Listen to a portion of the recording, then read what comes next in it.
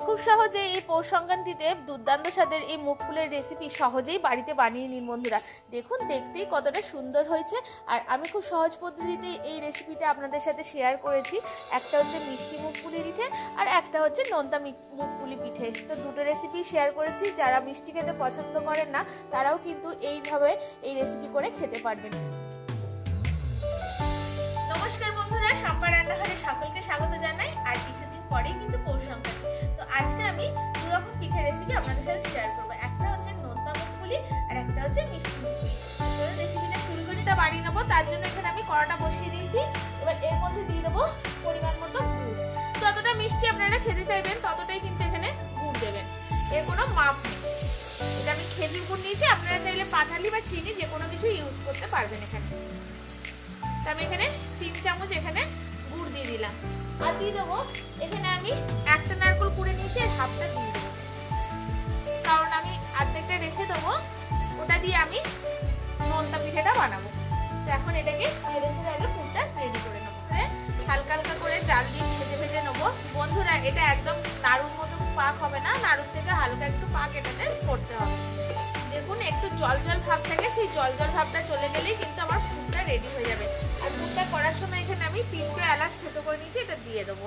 অনেকেই কিন্তু এখানে পাউডার দুধ দেয়, আপনারা চাইলে কিন্তু পাউডার দুধটা ইউজ করতে পারেন, কিংবা লিকুইড দুধটাও ইউজ করতে পারেন। আগের দিনকে আমি যখন পুর বানিয়েছিলাম লিকুইড দুধ দিয়ে কীরকমভাবে বানাতে হয় আমার ভিডিওতে আমি শেয়ার করেছি, পাটিসাপটার ভিডিও, আপনারা চাইলে কি দেখে নিতে পারেন। আমার পুরটা রেডি হয়ে গেছে, এবার এটাকে আমি নামিয়ে নেবো। আর এখানে আবার কড়া বসিয়ে দেবো, মুগ ডালটা ভেজে সিদ্ধ করে নেবো।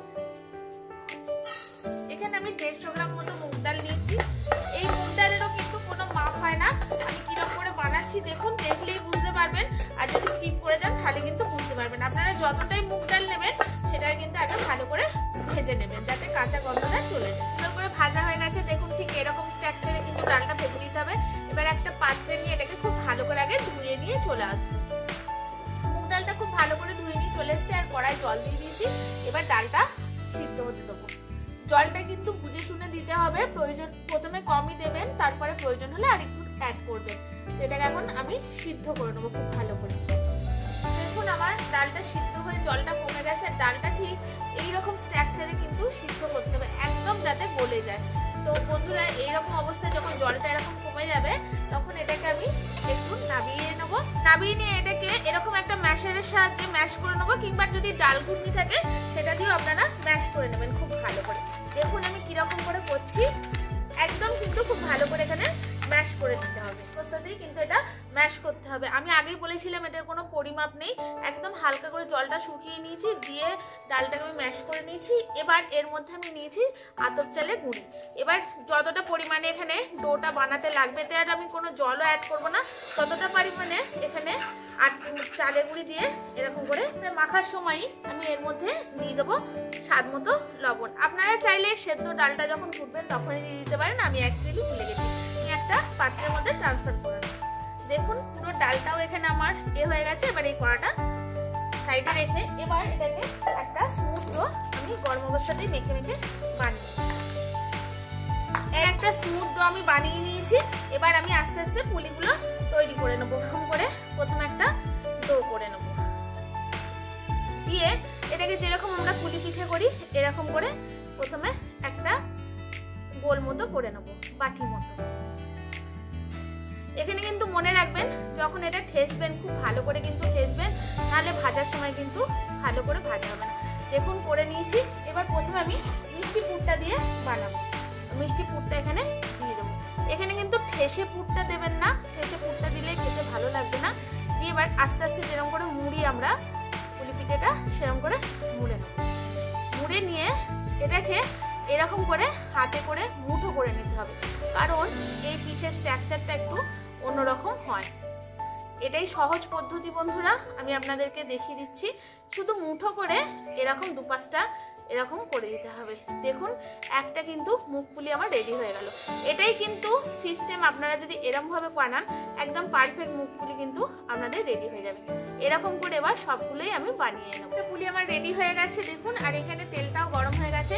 পুলিগুলো করবো আর ভাজতে থাকবো। এখানে আমি সাদা তেলে একটা একটা করে পুলি দিয়ে এবার অল্প অল্প করে ভেজেও নেব। একদিকে বানাবো আর একদিকে ভাজবো বন্ধু। বন্ধুরা। এটাকে এরকম করে একটু হালকা লাল লাল করে ভাজতে হবে। লাল লাল করে ভাজা হয়ে গেছে পিঠেগুলো, এবার এগুলোকে তুলে নেবো। এগুলো আমি মিষ্টি পিঠেগুলো ফ্রাই করে নিলাম।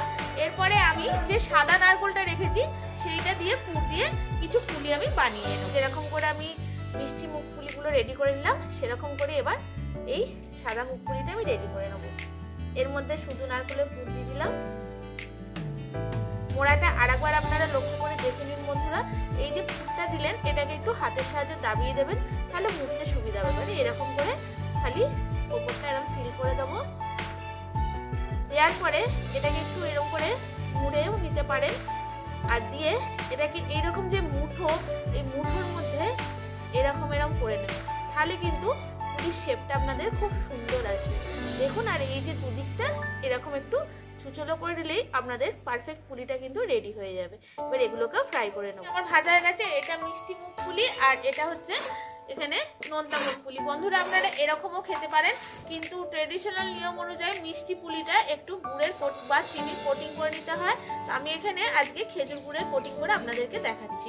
তার জন্য এখানে কড়া বসিয়ে দিয়েছি। এবার কড়ার মধ্যে দিয়ে দেবো গুড়। হাফ বাটি গুড় দিচ্ছি। আপনারা চাইলে বেশি গুঁড়ো এখানে ইউজ করতে পারেন, তো আমাদের পরিবারে একটু মিষ্টিটা কম খায়, তাই আমি হাফ বাটি গুড় দিয়ে এখানে কোটিংটা করে নেবো। আর এতে দিয়ে দেবো 2-3 চামচ জল দিয়ে এটা গুলে এর মধ্যে দিয়ে দেবো। দিয়ে নিচ্ছি। আর দেখুন এখানে আমার একতার মতো হয়ে গেছে, দেখলেই আপনারা বুঝতে পারবেন নিশ্চয়ই। তো এইরকম একতার হয়ে গেলে তখন কি করবেন, এটাকে এই যে পিঠে পুলিগুলো আমি ভেজে রেখেছি এগুলোর মধ্যে দিয়ে খালি জাস্ট কোটিং করে নেবো, তাহলেই কিন্তু আমার এই মুখ পুলিটা রেডি হয়ে যাবে। আপনারা যদি চিনি দিয়ে করেন বন্ধুরা, তাহলে 2 কাপ চিনিতে হাফ কাপ জল দেবেন, দিয়ে এই শিরাটা বানাবেন। মানে 4 ভাগের 1 ভাগ এখানে জল দিতে হবে। এটাকে নামিয়ে নেবো। বেশিক্ষণ কিন্তু এখানে জাল দেওয়া যাবে না, কোটিংটা হয়ে গেলেই খালি নামিয়ে নিতে হবে। হয়ে গেছে দেখুন, এটাকে আমি নামিয়ে নেব। দেখলেন তো বন্ধুরা, কত সহজ পদ্ধতিতে একটা ডো দিয়ে কিন্তু নোনতা আর মিষ্টি ভাজা মুখ পুলি রেসিপি আমি রেডি করে ফেললাম। এই পৌষ সংক্রান্তিতে এইরকম পিঠে করে একবার পরিবার লোককে খাইয়ে দেখুন। কথা দিচ্ছি তারা কিন্তু একদম সত্যি আপনাকে প্রশংসা করতে বাধ্য হবে। আর দেখতেই দেখুন কতটা সুন্দর হয়েছে। এই রেসিপিটা করে কিন্তু আপনারা 1 সপ্তাহ 2 সপ্তাহ রেখেও দিতে পারবেন, এটা কিন্তু খারাপও হবে না।